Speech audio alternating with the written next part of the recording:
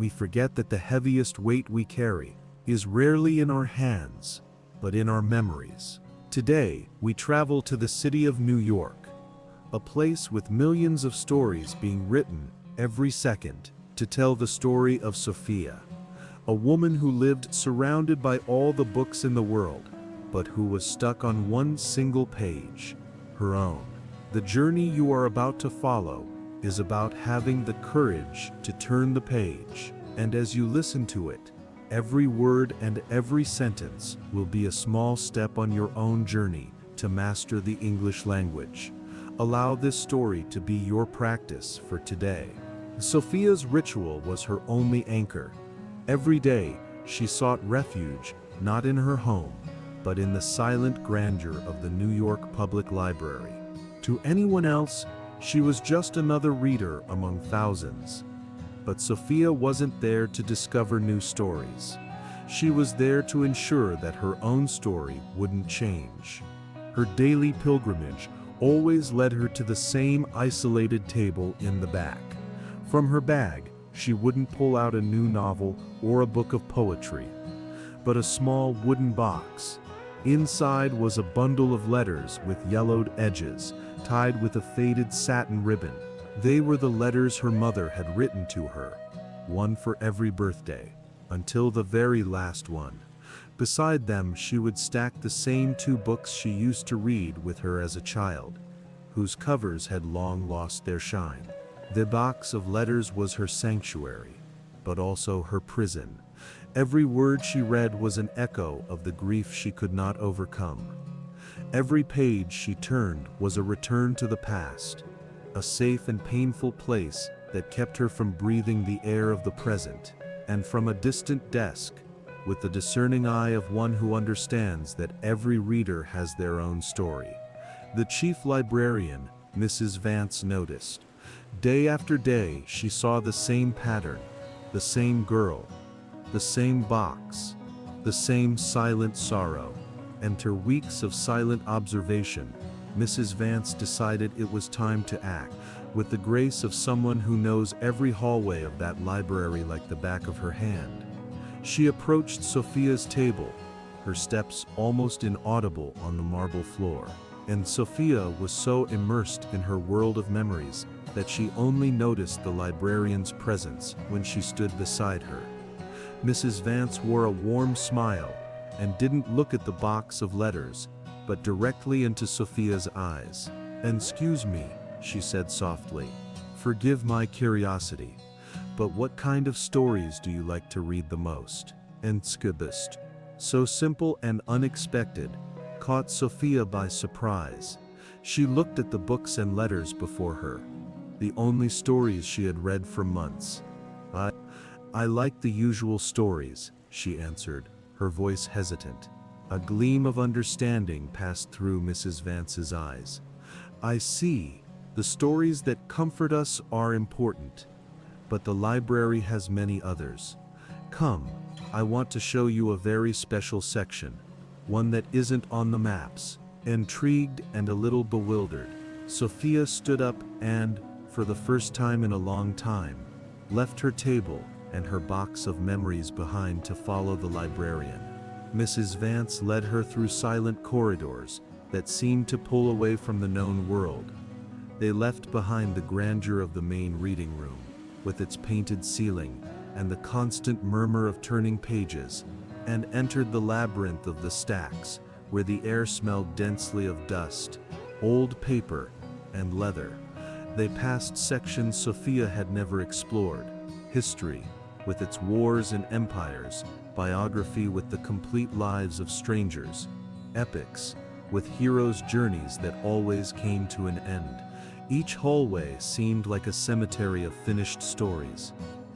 Finally, they stopped in front of a small dark wood bookshelf in a forgotten corner of the library, a nook that seemed bathed in a softer light, almost like a secret. Sophia held her breath, expecting to see rare books protected by glass or ancient manuscripts with faded calligraphy. But what she saw perplexed her. On the shelf, there were no written stories. There were dozens of journals and notebooks of all kinds, with beautiful leather, fabric, and marble covers in shades of deep blue, moss green, and ivory, and all of them, without exception, were completely and intentionally empty. The blank pages seemed to absorb the sound around them, creating a pocket of even deeper silence. Sophia looked at the librarian, confused, as if she had been led to an unanswered riddle. A calm movement. Miss Vance took one of them, a simple notebook with a blue leather cover that looked soft to the touch, and ran her hand over its smooth surface, as if caressing the potential that slept there. "Every one of the millions of books in this library," she said, her voice soft.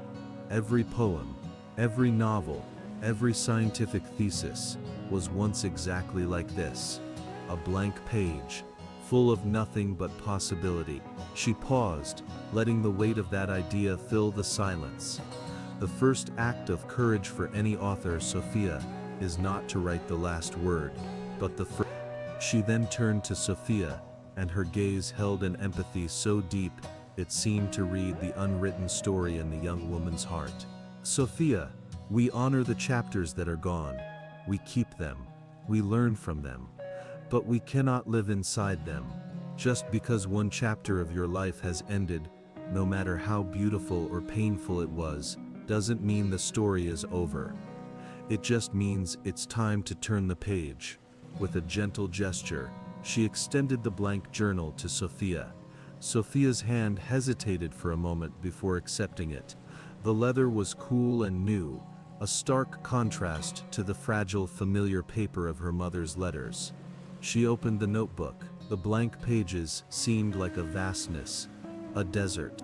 But as Sophia held it, the perception of emptiness began to transform.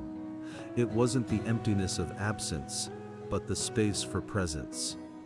She didn't feel the emptiness of the pages, but the weight of a silent promise of all that could still be written. And in that moment, while holding the blank journal amidst millions of already told stories, something inside Sophia changed. She had spent so much time being just a reader of her past, rereading a single sad chapter, that she had forgotten a fundamental truth. The book of her life was still being written, and the author was her. She thanked Mrs. Vance with a nod, a silent gratitude too deep for words, and left the library. The streets of New York, which once seemed like just background noise to her pain, now sounded different, full of possibilities, of untold stories on every corner. Upon arriving home, her first act was to look at the small wooden box. She held it for a moment, not with the pain of loss, but with gratitude for the memory. With tender care, she stored the box in a drawer. She wasn't erasing her past, she was giving it its proper place.